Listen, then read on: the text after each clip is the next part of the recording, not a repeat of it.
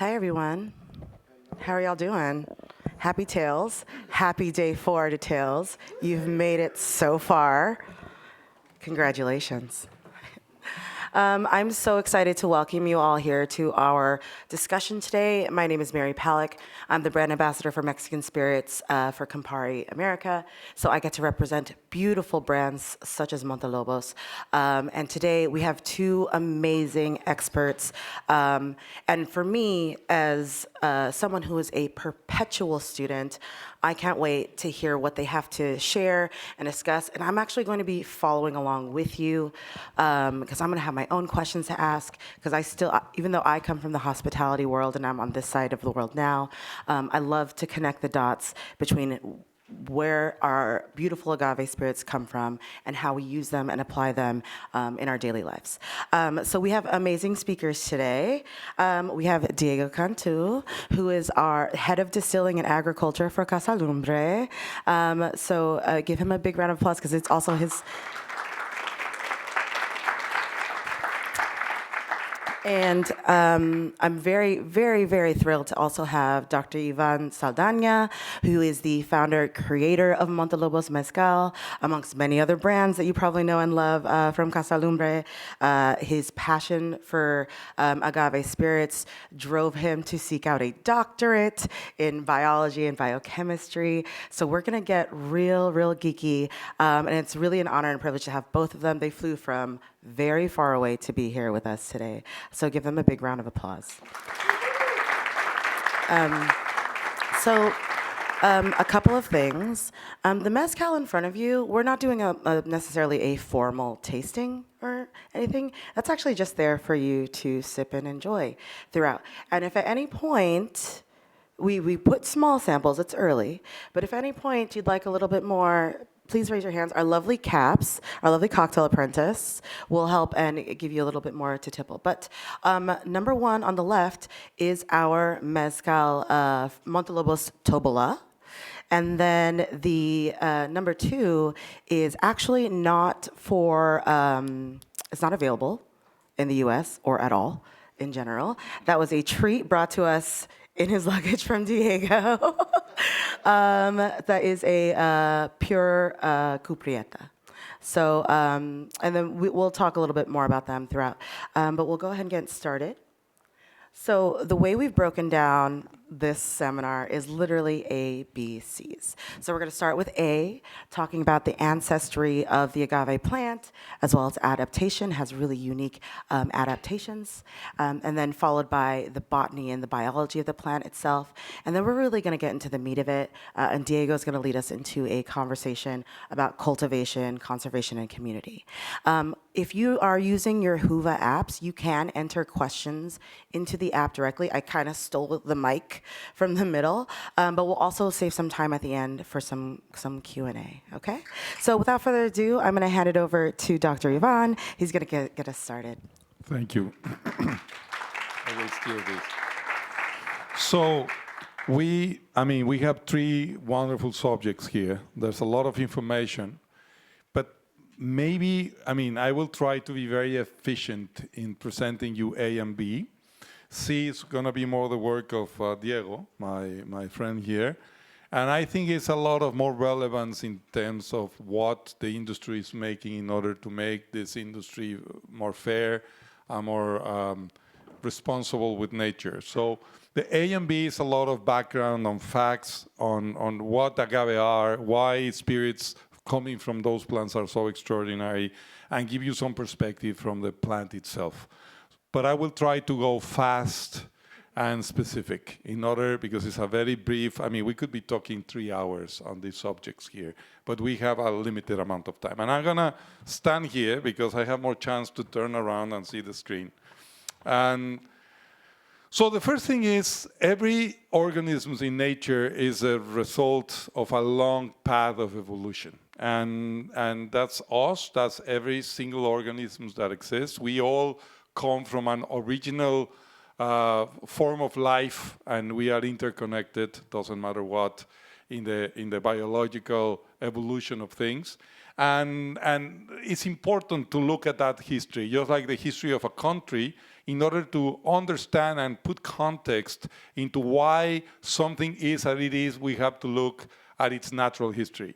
And if you want to understand tequila and mezcal, you have to understand where the flavors are coming from. And a part of being alcohol is the result of the botanical nature of what you're actually drinking. So that's why I think it's relevant to bring general concepts that any human being with a minimum level of education should understand. And first of all is understand how evolution works. But we are a result of a natural history that precedes us. But what evolution is made of? It's basically made of certain rules, certain elements. It's not that I don't have a connection with God. I think there's a big mystery there to be answered. But I truly believe, because I'm a scientist and I study biology, that evolution is not driven by the will of some white beard man up there in the sky. It's truly a randomly organized solution, like a mechanism in which things find the most, let's say, efficient way in time. So in order to have evolution, you first need to have the capacity of reproduce yourself. So you have to make many of that particular species or plant. Second, there has to be a variability factor. Yes, you are multiplying yourself, but not identically. It has to be slightly different. One way this happens in nature is sexual reproduction. But there's also other ways of having variability in asexual reproduction, something that, by the way, happens in agave. And this is many times coming by random mutations, just things that are different, a mutation, a part of sexual reproduction. And finally, you need a selective force. You need a context in which those that had up better lives and those that doesn't die. And then time and iteration, a long repetition of this thing. And if you do that, you could probably end with an agave plant. So let me explain how this works in agave. You can have either sexual or asexual ability to generate diversity. In the blue agave, for example, a lot has been said that mostly is taken from hijuelos, which are the clonal rhizomes that appear next to the plants. But there's a lot of mutations there. I'm not going to get there. There's a mechanism called retrotransposons that are related with retroviruses that can create a very crazy large amount of mutations. So it's not true that the hijuelos are identical to their mothers. They actually have a lot of random mutations, much more than the average plant will have. And sexual, when you allow plants to produce flowers and then produce seeds. Today we are drinking two mezcals coming from plants that can only be reproduced through a sexual reproduction process, through seeds, which is tobala and cupreata. And basically, what happens is you have sexual and asexual. Additionally, you have mutations, because even if you are combining genes, you also have mutations. And at the end, you will generate differences in a population. But then the selective force arrives, right? In the case of agave, drought is a very important element in its evolution. Pest attacks, human selection recently as well, particularly with blue agave. So at the end, these forces will interact and will allow you certain things to stay alive. And that is basically what evolution is. Originally, there was not so much human forces shaping this. In fact, agaves are one of the most natural, if you say, less human directed plants out there. Because if you think on barley, rice, and all these old plants from the old world, we co-evoluted together. Rice and barley is what they are because we were there touching them, touching those plants, modifying them. But agaves were alone in a continent called the Americas. And in this continent, there were no human beings until 10,000 years ago. So millions of years of loneliness. That was not the case in the old world, where humans were already mingling and relating with all these crops. Agaves are monocots. The world of plants are divided in those that have flowers and those that has not. Agaves do have flowers. They are in the monocot group. So dicots are all of those plants that have a pattern that grows in like branching in two, you know, a tree, one and then opening two and two and two. And then monocots are more like grasses or artichokes or things that are more concentric. Homo sapiens appeared 6.2 million years ago. Agaves are a little bit older than us, 11 million, adapted to drought conditions. And it's just when the first people arrived in the last glaciation that the interaction started. And they are part of, I mean, this is like the entire, let's say, birth certificate of agaves. The genus is called agave. There's around 150 to 200 species there. The class, the subclass, the order, I think the most relevant thing is they are lilies. They are close to nenuphars and other kind of lilies, but adapted in the desert. And the result is what we found. If you look at gorillas and humans, we are around 95% similar. An artichoke and asparagus and agave are kind of the same distance. That 4 or 5% makes the entire difference between eating an artichoke and drinking a mezcal or a tequila. So some examples of close related things. Please, cactus, not related. Just like birds and butterflies, they fly, they have wings. They have developed similar strategies in a parallel evolutionary process, surprisingly, but they are not related. They couldn't be further in the life tree. But those guys are closer for sure. So, botany and biology. I'm moving to the section B. I'm moving fast because I truly believe the C is the thing that everybody will be more curious about, and we're gonna leave time for questions. It's an important thing for us. So, I'm talking about the agave leaf because truly agaves are a bunch of leaves stuck all together. It doesn't really have a stem. The stem is a false structure formed by the basis of the leaves. It's like an onion, but instead of growing underground, it's growing upground at the top of it. And this false stem is able to accumulate a great amount of resources. If you look at its geometry and its strategy, morphology, it's really surprising. I mean, it's a very clever way. Just in that center, you concentrate all the water, all the sugars, and then you can play really fast. You can send it to the roots, you can send it to produce and generate new leaves, or you can, at some point when maturity is achieving, just focusing in investing all of that into generate and this crazy huge flower that grows 15 centimeters per day. You can literally sit and hear how the agave opens up in this explosion of life after a decade or more, transform into a flowering structure. So we're gonna look into these things. But agaves happens in harsh conditions. We already talked how evolution works, but let me explain you some of the let's say, the selective forces that have been shaping agave since the early times. There are some that are physical, like drought, cold. Normally agaves exist in spaces where temperatures change dramatically between day and night. Heat. And for this, there's different solutions. Some are coming from the morphology of the agave, and some are coming from the biochemistry of the agave. And I will give some examples here. And it's because of this that what we drink tastes this good. I mean, there's no way of understanding spirits better than understanding the raw materials they are coming from. I think we, the master distillers, we give so much credit to us, and that shouldn't be the case. That's at least my opinion. And in many distilleries as well, they love to talk about everything that happened after the raw material arrived in their distilleries, and that's also a mistake because the true and most interesting maybe factor that is providing flavor to the products is what was happening in the farming, in the growth of the agave. On the other side are the biological stress. So you imagine you live in the desert and you're full of water and sugar. Everybody wants to eat you, right? So how you keep yourself safe? And there are a lot of interesting solutions. You have to take away the insects, the herbivores. That's why you have spikes and you have other things.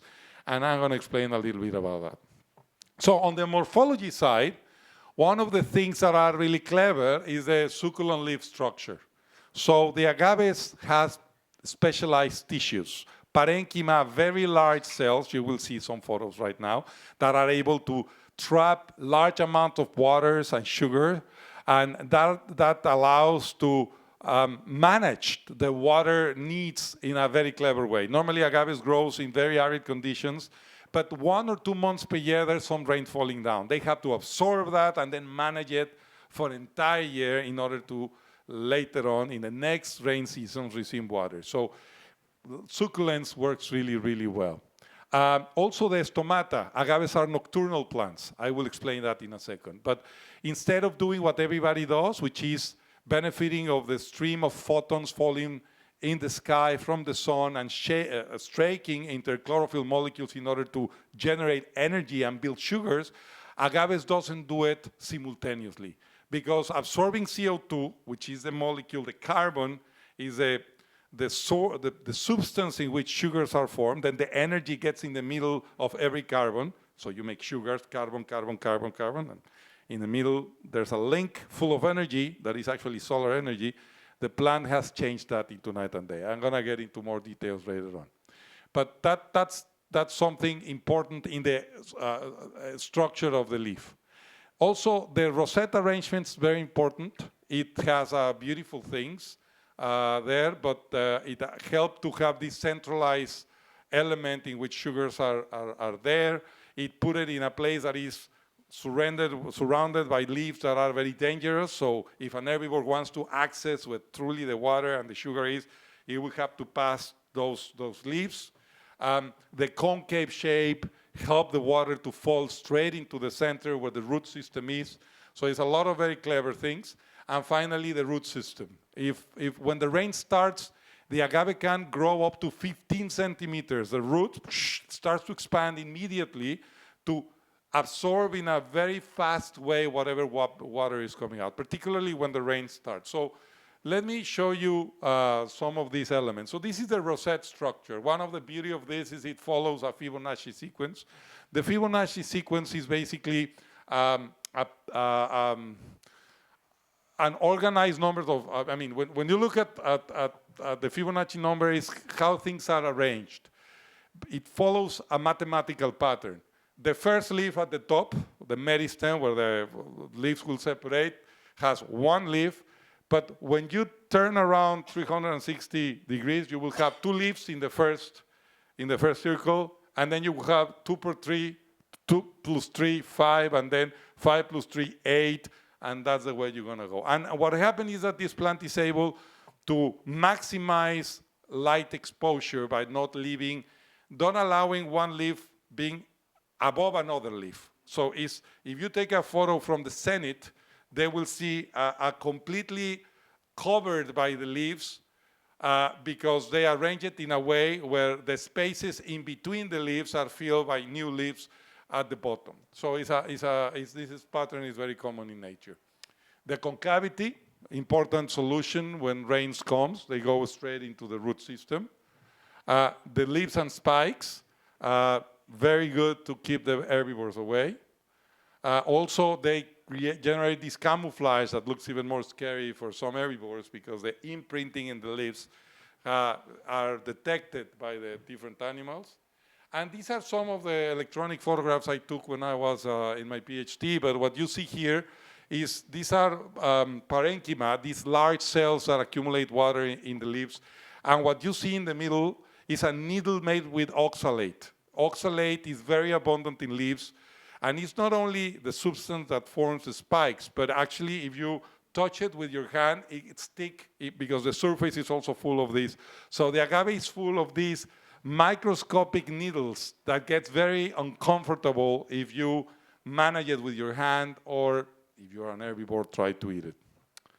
Some of those are parenchyma cells, but you can see all these clusters of these things. So the succulents, these increase the amount of water you can hold with less surface. And that's a good thing because the more surface, the more water loss. So agaves wants to keep the maximum amount of water with the less surface possible. And the photosynthesis is only occurring in the outside, in the green part. In the center is white. There's no need of chlorophyll. There's no really reactions occurring there in order to generate more things. These are fresh leaves. You see the chlorenchyma, that's where the chlorophyll is. But as you move inside the leaf, these big, large spheres appeared. And what you see that are there is the vascular system. PhD, I finished it 2006, all photos. And this is stomata. How's the time going? You're doing great. I'm doing great? Okay, good. These are the tiny little windows that the agave has in order to allow CO2 to enter. In most plants, they open when the morning starts. The plant has to align the presence of photons falling into their leaves in order to utilize that energy and introduce it within carbon molecules to form sugars. But if agave does that, they have a terrible problem, agaves, because it's hot and a lot of water will be lost. So what agave does is they open the stomata at night. There's no light. So he has to have an intermediate product in order to store the CO2. At night, it absorbs as much CO2 it can, making an acid called malic acid. Then we'll close those little windows that are covered or like in every single leaf, seal it in a very tight way, and when the sunlight appears, the CO2 is already inside. And internally, that CO2 is, the malic acid is retransforming to CO2, but inside the leaf, and that CO2 will be transformed into sugar. By doing this, agave achieved the highest water use efficiency on Earth. There's no more efficient plant to grow in the world when water is scarce. And that's why agaves are the future for a world that is desertifying and getting into trouble in that sense. So those are physical adaptation. Let's talk about biochemistry. Plants cannot run from the enemy. They have to sort things from the inside. And that means in order to do that, they have to find their solutions within themselves. And there's two very important adaptations I have had and are relevant for the tequila and mezcal production. One is this, what I explained, is a nocturnal plant. So at night, you will see in a moment, at night it accumulates CO2 in the form of malate, but during the day it will release that and make the photosynthesis, ensuring a minimal waste, lost water. Because if we will be doing it simultaneously, water will escape in the form of vapor. Through the little window that allows the CO2 in, water will go away. But that's why the agave is more successful when you are in a the highland agaves, for example, tends to be sweeter and accumulate more sugar because the temperature range between day and night are larger and nights are very fresh. The fresher the night is, the more the agave has the possibility of absorb CO2, losing less water. And when you are in a hotter environment, that may not be the case. The second thing is fructans. Fructans is a very interesting strategy to store large amount of sugars. They are soluble, so you can mobilize it fast. They are in the piña mostly. But most importantly, they are a form of sugar that cannot be digested by almost no one. So if you go and you eat raw agave, you probably will die of diarrhea a few days after. It's a very clever way of being extremely rich in sugars and water, but in a way be untouchable. And the reason is the links between these are fructose molecules with what glucose attached, are not digestible. It's like eating all bran. All bran is pure glucose, for those that you don't know. Cellulose is glucose. But we are not able to break down with our enzymes the links of the cellulose. So it just passed like fiber. It's the same with this thing. So by doing this, they protect themselves. But they forgot that humans, we are very lucky first, and then we develop understanding. So when the first populators of America enter through Alaska and encounter the agave, they discover that if they put some agave in a bonfire, it becomes sweet. And that's because heat will break down those sugars into sweet sugars. We'll also make caramel. And then you can eat as much as you want, and you will benefit the energy of it because it's already broken. So we need to break down sugars, and that's why both tequila and mezcal will hit that. And breaking down sugars with heat will generate caramel, and caramel is full of flavor. This is some of the compounds you will see in a tequila and a mezcal generated by the Maillard reaction. That's a technical name for this. And all those flavors that you see in food examples, all those flavors you can find in tequila and mezcal. I'm gonna push down because we're getting there. The other thing is agaves also protect themselves with other things like essential oils. When you make gin, you have a very boring alcohol that is just ethanol, and you have to add things to bring flavor. The same with whiskey, extremely boring, like grain spirit that has to be flavored with the wood, and that's why we put it in casks. In the case of agave, the liquid is already full of flavor because the plant itself produces a great amount of compounds that originally is for defending themselves that happens to give us flavor. And those are terpenes, essential oils that brings, this is a list of things that have been obtained in Salmiana, Agustifolia, and Tequilana. Agustifolia is espadín, and the agave for tequila is tequilana. But there's a lot of complexity there. And the green aspect of a tequila and mezcal is coming from here. It's something that survives all the production process and is captured through distillation. It's like making gin in a single step using a single botanical, that is the agave itself. Nothing out there beats agave and sotol, I would say, because same family, in terms of making white spirits with such a complexity. So finally, all these adaptations I'm explaining in conditions where water is scarce put agave in an extraordinary place. The Crassulacean metabolisms allow agaves to produce, this is the number of kilograms per square meter of water, between 5 to 10 kilograms of biomass, in which a lot of that is sugar, per square meter of water. If you look at everything else, you will see corn is efficient, but needs irrigation many times. But you start to move down and you will see it's by far less efficient. So, and in the case of sugarcane, for example, it has to be heavily watered. It's very water efficient, but it needs to be in large amount, like a big amount of water present. A lot of people, bartenders, likes to say, oh no, the agaves, such is almost endangered. Listen, agave is the most sustainable option if we want to make spirits in the world. You like rum? Good. But rum is an environmental issue, huge environmental issue. You like grains? I am sorry to say that the next environment in the future with global change, weather global change, is going to be the arid tropics enlarging. And that's where the agave has an opportunity. So finally, all these elements make agave a very expressive phenotype. They have a phenotype plasticity, in other words, terroir, the ability to adapt itself through all these different elements, and that's why we can get different flavors. So I'm going to stop here. How much we have? No, you're doing My great. goodness. So that Yeah, was a not that lot bad. of information. I know that was a lot of technical information. So please, but now. Now we're going to hear from Diego and the implications of how we are affecting this plant that has spent millions of years building all these protections for itself, and then we just go and mess it up a little bit. Thank you. So, well, we already got all the technical explanation of agave, and now this part is more about how we take decisions. Because, I mean, spoiler, but there's no such thing as a sustainable mezcal. There's no such thing as a sustainable tequila. Everything that we consume as humans is not sustainable. It consumes resources.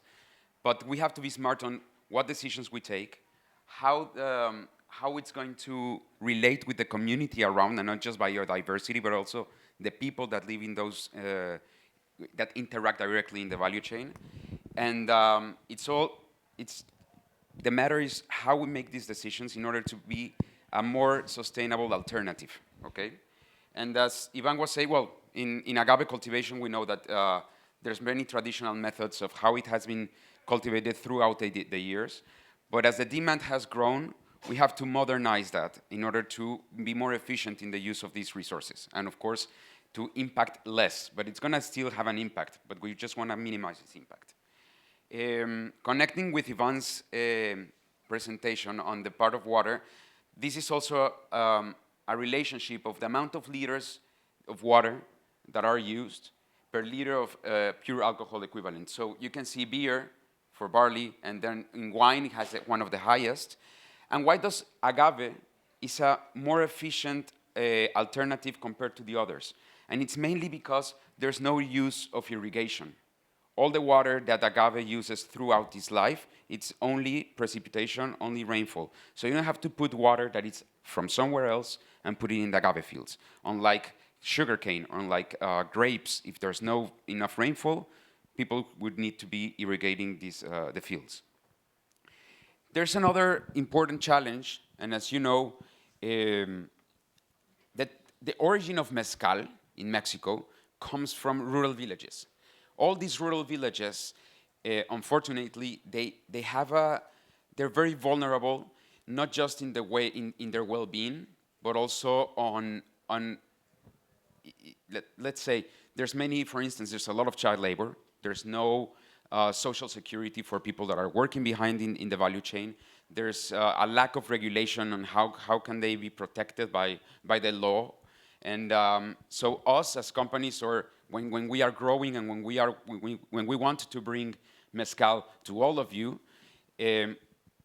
we have to do alternatives, or we have to do initiatives in order to improve this well-being. For instance, one of the there's a community that is called Santa Ana del Rio, where we produce part of the mezcal, and 10% of all the mezcal that we produce, we buy it directly from them. Of course, at a higher price that compared to the cost of us producing it, but it's the way that we can also drive economy to these rural villages and still keep them in the value chain with very fair ways of working, and they can achieve a well-being.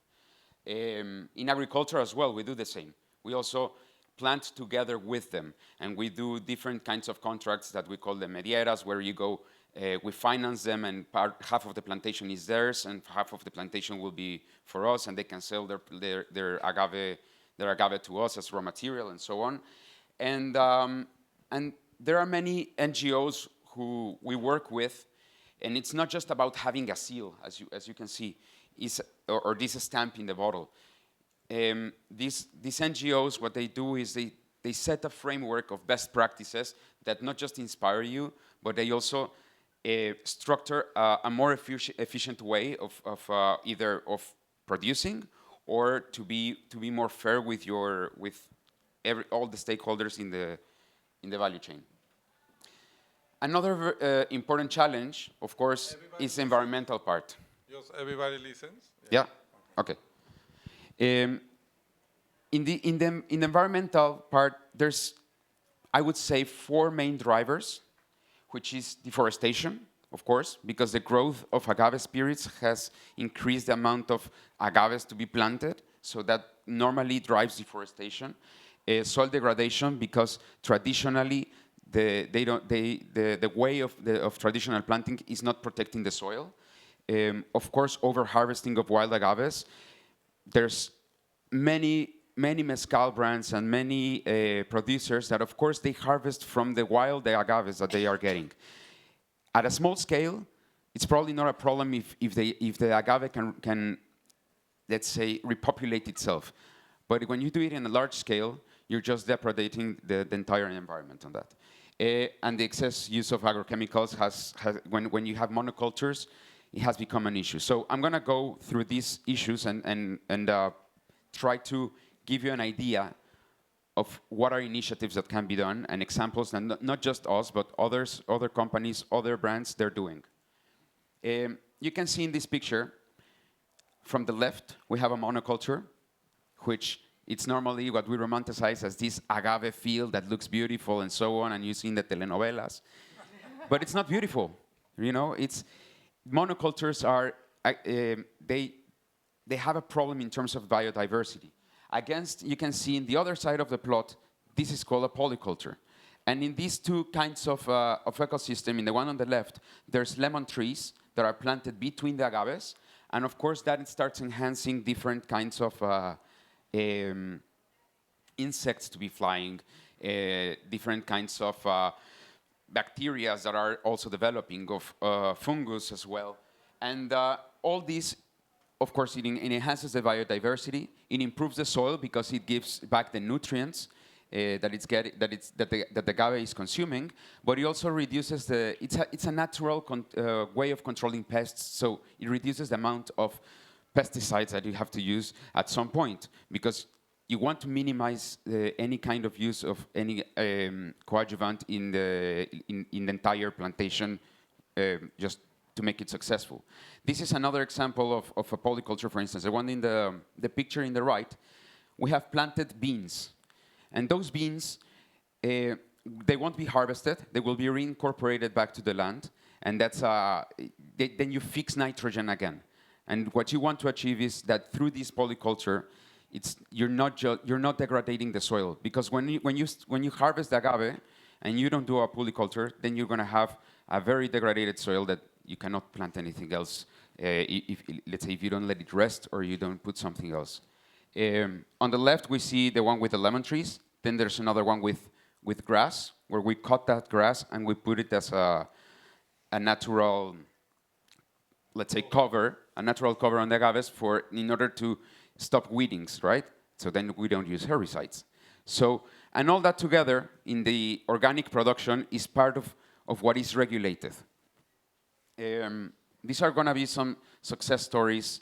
Of course, as we were saying, all these mechanisms or all these ways of or best practices to improve not just the environment but also the community, the certifications are very helpful. For instance, with Montelobos, that we are certified organic, it's been very helpful for us to have a framework of what we can do and what should be we doing in order not to let's say, to impact less on the environment, but also to impact in a more positive way the community, because organic is not just about let's say the management of the crop, but it also it's about the community, the people around it, the philosophy, exactly. Just to give the quick examples, with Montelobos, Espadín is organic. Since 2011, we are the only brand I know. We have maintained the organic certification. Sorry for the commercial. But also, every year, the standards are higher. I mean, we are getting into living monoculture to polyculture. We are really trying to have a better approach every year. So there were brands who tried it, who started like that, and they decided to leave it, and they give a lot of explanations. But I think you have to keep that commitment in the long term. Mostly when you're a brand that are sold in multiple countries in multiple ways. Sorry, continue. And let's say even though we've learned a lot with all the organic production of Espadín, there are many practices that we have and we replicate in Tobalá and Cupriata. We still don't have that. We still don't have the certification because it's quite complex, but we're on that way. Yeah. We're in that direction, exactly. I just want to talk also about some other projects of other very inspiring brands, such as, for instance, a project of Real Minero, which they are doing this. It's a project about biodiversity and conservation. And they're doing huge efforts, and it's admirable about the propagation of different agave varieties that are normally what you would hear as wild, right? But they don't want to make it wild. They want to be able to replicate that in a controlled environment. So if you want to enjoy a jabalí or a cupriata, then you don't have to go to the forest and just get it. You can plant it, and if you dedicate the time, you will be able to harvest it. So just some context. There's been an over-exploitation of plants, particularly Tobalá, which is really hard. And the sad thing is, whoever has the most successful brand, devastate and extract the most. So I'm not going to talk about brands here. You know which ones are successful and which are not. But using wild agaves is something that on one side is illegal, unless you follow a really complex protocol, which, by the way, is wrongly wrong, should be easier. But anyway, the truth is that when things are complicated, brands are not committed to follow. They end up just extracting because they can, because we have a CRM that does not regulate the extraction of plants. I mean, they only check that is actually what you are saying. Also, the conditions are harsh. But to my point here is, it's really wonderful to see projects like this one, or Alipuz, Los Danzantes. Here I think it's called Los Nahuales, I'm not sure. But they also been putting a lot of effort in how they're going to self-supply particular varieties of agave, and not only using these external sources. And yes, you can romanticize and say, oh no, but they self-regulate, they love the environment. Guys, with all honesty, when poverty is in the middle and people are truly trying to make a living, there is where all the rules are broken. And if it's necessary to extract more agave in order to sell it and having extra money in their pocket to sell their kids to the school, they will do it. And again, it's a complex circumstances. We are in a moment right now where people likes to think dual, the evil and the good, and everybody wants to feel connected to the well-doing and not the wrongdoing. But we are consumers. We are humans exploiting the world, doesn't matter what level. But we need to be conscious on these things the best we can, not in a Puritan way, but understanding that existence in this world have some impact. So anyway, please continue. Just want to make that point. Thanks. So yes, that's a big, and just connecting with Ivan's idea is very important. For instance, we know that there are around more than 300 brands of mezcal in the market, right? But remember, around 10 brands make 50% of the volume.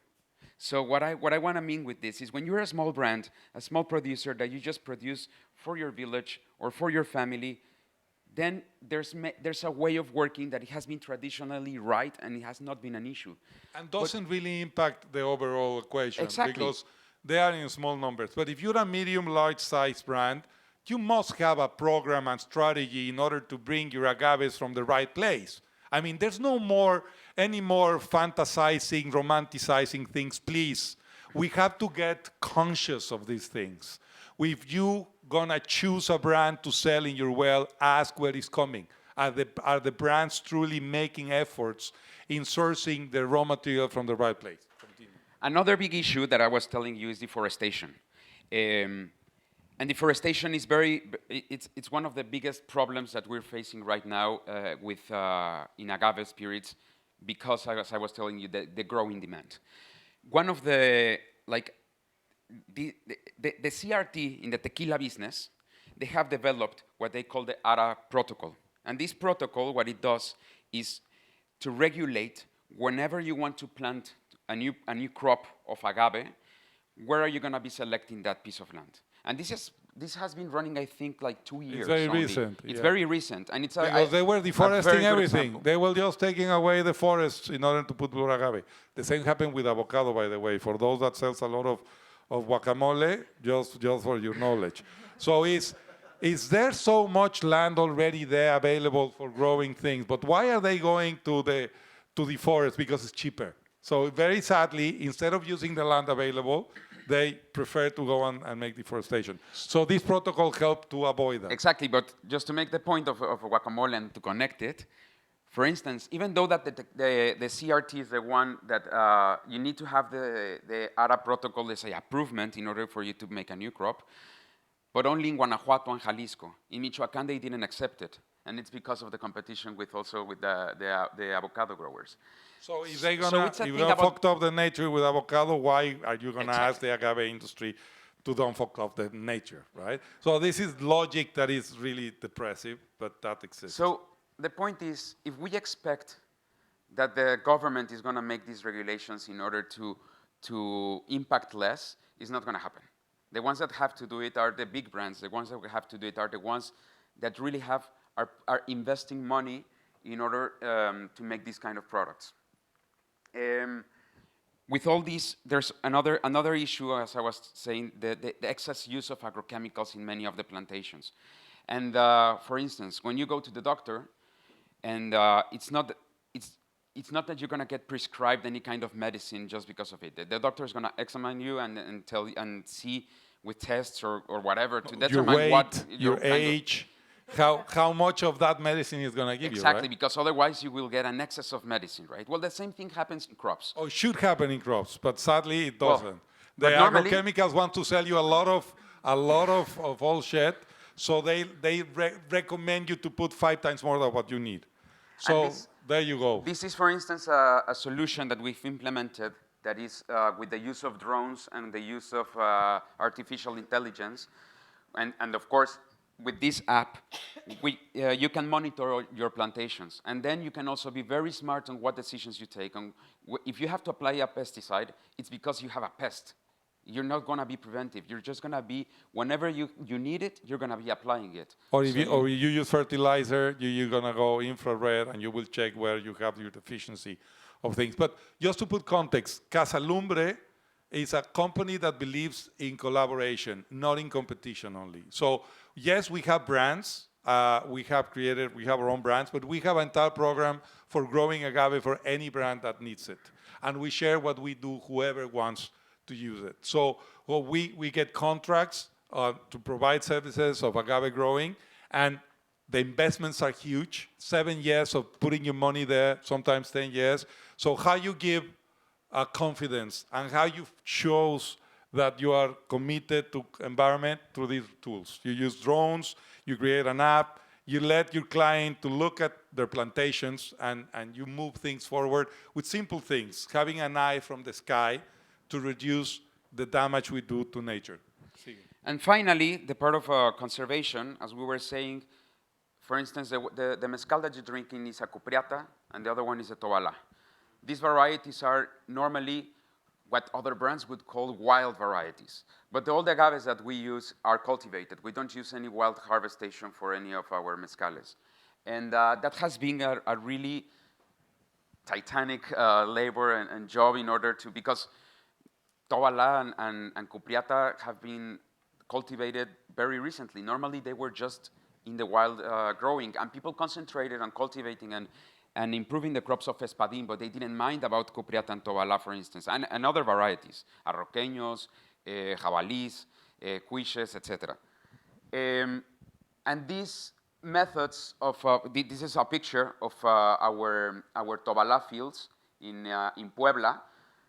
It has been a huge effort to do it. And it's not just, and it's something that we have also shared with, for instance, with Ansantes. We've shared many experiences with Amores. We have shared many experiences because the brands compete in the shelves. But in the terms of production, and when you're speaking about resources, we have to work together because we will be competing for the same resources, and we don't want to compete. We want everyone to preserve them because it gives us a mezcal that we want to drink. There will not be business for anybody in the future. So, just to round up, we're going to open the questions. This was very quick. We were not able to probably go as deep as we would have wanted. But also feel free to reach us out at some point during Tales, and thank you very much. So just closing up. No, please, we want to add on Yes, ABC, just want to closing out from the content. ABC. Go to the questions. Yes. But agaves offers a great opportunity to manage them differently from any other crops. There are plants that are already naturally adapted to give us a lot of tolerance to the environment. We need to keep exploring the ways of cultivating this, the way of creating programs and business models with locals that is a win-win situation in which we preserve their health, the health of the people involved, the communities, and at least from the Casalumbre standpoint, we've been trying to do that. Montelobos has never used other agave that is not cultivated. It took us quite some time. We have a number of products there. But the same philosophy applies of every single product we do in Casalumbre. We do the same with Sotol. We do the same with other brands. We are trying to ensure we transform and change the way the supply happens, in which we are not only relying on nature. And that was the closing statement. Thank you so much. That was amazing. Thank you so much to both of you. So a couple of things I just wanted to touch on and I wrote down, and I think that should be the takeaways for you all before we open to questions, is sustainability isn't a moral value. It is something that we have to intentionally choose if we want a future in whatever aspect, whether it's agaves, mezcal, whatever it is. So purchasing a brand isn't about making you feel good or saying anything about you as a person. It's more about what you're choosing to help continue on for others. And then the second thing, and I love this so much because he touched on it in a little bit. He said earlier, existing has implications. But when we were discussing this chat earlier, he says, he said to me, he's like, as a human, you are fucking up the world. You are doing that.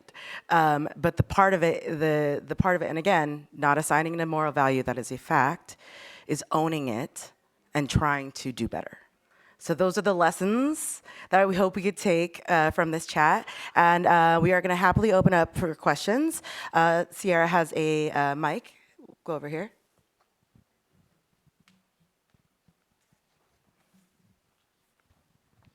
Thank you very much, both of you. This is a fascinating conversation, and you both seem very knowledgeable and passionate about what you do. My question goes back to something that you were talking about earlier, Ivan. You were talking about how you mentioned that as the world gets drier and more arid in some ways, agave is the only sustainable crop, but as we know, there are parts of the world that are getting drier and parts that are actually doing the opposite and getting wetter and more humid. And as these places, for instance, Canada is a place that is cold but is becoming increasingly warmer, and real estate values they're going to grow as a result. So is there other places in the world where we could grow agave, even if it's not growing there currently, especially as they become maybe drier? So if we look more at parts of Asia that are very dry or parts of South America that are very dry, do you think there's an opportunity there to use to grow agaves there? Absolutely. Not only that, agave has been grown since 500 years ago in many other places. We, just like grape, got distributed around the world. Agaves did the same when the Spaniard Empire got into Mexico. I mean, Tanzania, Australia, large parts of Africa and Asia, they grow agaves mostly for the fiber, for the fiber that for many, many centuries before the oil developed nylons and other polymers that can be obtained there, really the agave fiber was the best option possible. In Mexico, used to be called the green gold. And the entire Yucatan Peninsula was based on the industry of the Henneken, which is basically an espadín. I mean, a lot of people want to romanticize that blue agave is a different species than espadín. Just for your knowledge, it's the same species. It's just another variety. But it's very hurtful for the tequileros to acknowledge that blue agave is just a variety of espadín. But Henneken is, Furcroides is similar. But to your point, there is already a lot of agave there.